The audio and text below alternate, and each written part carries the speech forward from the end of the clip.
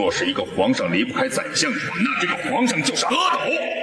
告诉你，从今往后，咱再也不要什么宰相了，咱要既做朝也治国，直接掌理军政，上通下达。怎么着？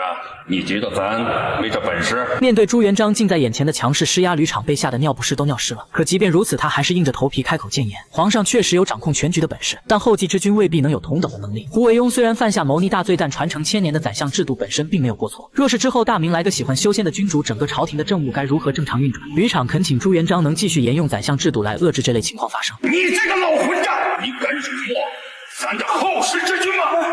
臣不敢，臣万万不敢。吕昶虽然害怕到了极点，可嘴上仍旧是得理不饶人。他表示自己拼死维护宰相制度本意，也完全是为了大明的江山稳固。纵观历史上的各个朝代，哪个不是天子坐朝宰相领政？有了宰相的制约和辅佐，君臣之间才能开创出长久的太平盛世。秦皇汉武唐宗宋祖都延续使用的制度，在此时贸然废除，实在太过可惜。皇上若是不重新考虑这件事，他就天天上奏，直到朱元璋点头同意为止。吕昶就这样喋喋不休地埋头输出，丝毫没有注意到朱元璋的眼神已经逐渐变得冰冷。对于废除宰相制度这件事，朱元璋早已下定决心。眼看吕昶丝毫不给自己留面子，朱元璋干脆就向他下达了最后的通牒：明日朝会，咱的龙椅旁边会有一把龙头硬弓，谁要再敢提宰相二字，咱亲手杀死他！回去。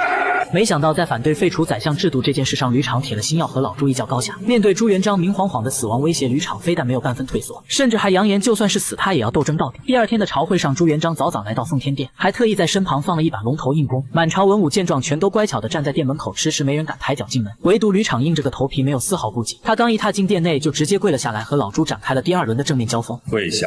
臣冒死气戒。退下。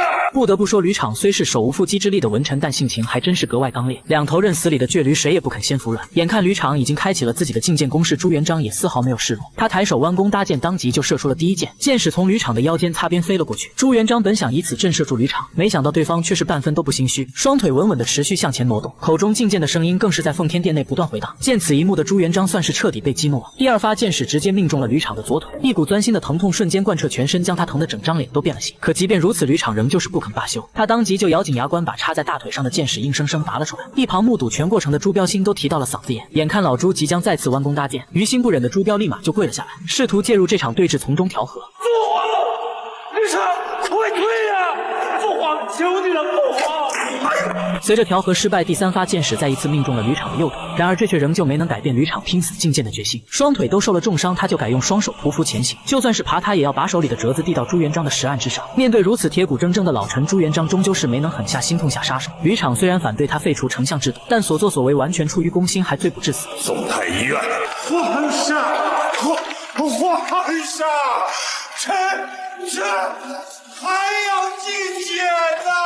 就这样，在朱元璋的强势坚持下，延续了千年的丞相制度就此彻底废除。胡惟庸也成了中国历史上最后一位宰相。而且在吕昶养伤的这段时间，朱元璋还办了一件无比重要的事情。为了确保底层牛马的合法权益，防止官官相护的乱象再次在大明境内发生，朱元璋正式颁布了一条大诏，昭告全国：我说了，从今儿往后，凡我大明百姓受到贪官污吏欺压、无处伸冤者，即可头顶一部大号上京告状，当地官员如有阻拦，斩无赦。